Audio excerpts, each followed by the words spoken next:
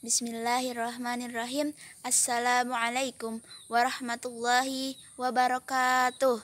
Alhamdulillahilladzi an'amana bi nikmatil imani wal islam wa nusalli wa nusallim ala khairil anam sayyidina Muhammadin wa ala alihi wa sahbihi ajmain, amma ba'du.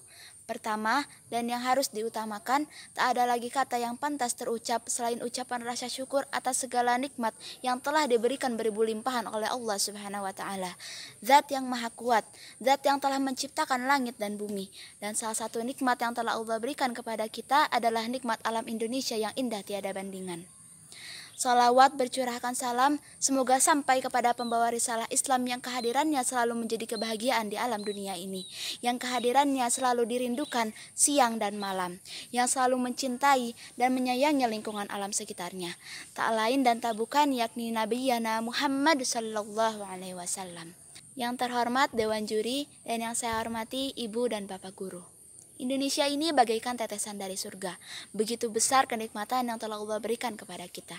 Allah anugerahkan berbagai macam keindahan alam sehingga kita bisa menikmati berbagai kenikmatan di negeri ini. Tapi seringkali manusia lalai. Manusia tak mampu bersyukur atas nikmat Indonesia yang indah tiada bandingan. Manusia cenderung merusaknya dibandingkan merawatnya. Padahal sebagai seorang manusia, kita tidak hanya bertanggung jawab atas diri kita sendiri, tetapi juga atas lingkungan alam di sekitar kita. Sebagai makhluk sosial, kita harus menghargai dan menyayangi lingkungan, agar kita dan generasi selanjutnya bisa terus hidup dengan aman dan damai. Agar kita dan generasi selanjutnya bisa terus menikmati keindahan alam di negeri Indonesia ini. Lingkungan merupakan bagian yang sangat penting dalam kehidupan kita. Lingkungan menyediakan berbagai macam sumber daya alam yang selalu kita butuhkan, seperti air, udara, tanah, flora, dan fauna. Namun seringkali kita tidak mampu untuk menjaganya dengan baik. Padahal Allah telah memerintahkan kita untuk menjaga lingkungan sebagaimana firman Allah dalam Quran surat Al-A'raf ayat 56. A'udzubillahi minasyaitonirrajim. Bismillahirrahmanirrahim. Wala tufsidu fil ardi ba'da islahiha wad'uhu khaufan wa tama'a. Inna rahmatallahi qaribum minal muhsinin. Dan janganlah kamu berbuat kerusakan di bumi ini setelah diciptakan dengan baik. Berdoalah kepadanya dengan rasa takut dan penuh harap. Sesungguhnya rahmat Allah sangat dekat dengan orang yang berbuat kebaikan. Kebanyakan manusia bersikap tidak peduli terhadap lingkungan. Mereka mengabaikan pencemaran lingkungan seperti penebangan liar, polusi udara dan air, dan lain-lain. Mereka juga mengabaikan hak-hak hewan dan tanaman untuk terus hidup dengan aman dan damai. Hal ini tentu akan berdampak buruk bagi kita dan generasi selanjutnya.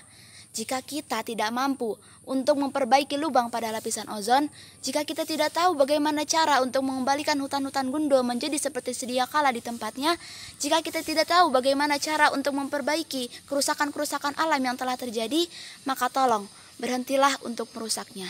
Lingkungan alam ini merupakan amanah yang harus kita jaga, harus kita lindungi, dan harus kita rawat dengan sebaik mungkin. Mari kita sama-sama menjaga lingkungan karena lingkungan ini merupakan tanggung jawab kita bersama. Lingkungan ini merupakan amanah yang telah Allah berikan kepada kita untuk kita jaga dengan sebaik mungkin. Menjaga lingkungan tidak harus dimulai dengan cara-cara luar biasa dan penuh usaha. Menjaga lingkungan bisa dimulai dengan cara-cara yang sederhana seperti: pertama, membawa botol minum. Agar ketika kita merasa haus, kita bisa langsung minum tanpa perlu membeli minuman kemasan. Atau bisa juga dengan membawa wadah makanan agar sampah-sampah plastik bisa kita minimalisir penggunaannya. Kedua, mengolah sampah dengan baik. Kita perlu memisahkan antara sampah kering dengan sampah basah. Sampah kering bisa kita jadikan kerajinan atau bisa juga disumbangkan kepada bank sampah. Untuk sampah basah bisa kita timbun di dalam tanah untuk dijadikan pupuk kompos. Ketiga, menghemat air dan listrik. Dengan cara menggunakan hanya ketika kita membutuhkannya saja. Jangan lupa matikan listrik ketika kita sudah tidak memerlukannya lagi. Air pun pakai secukupnya saja, jangan berlebihan atau sampai terbuang sia-sia. Sebagai penutup, saya akan menyampaikan rumus 3M. Mulai dari diri sendiri, mulai dari hal yang terkecil, dan mulai dari saat ini.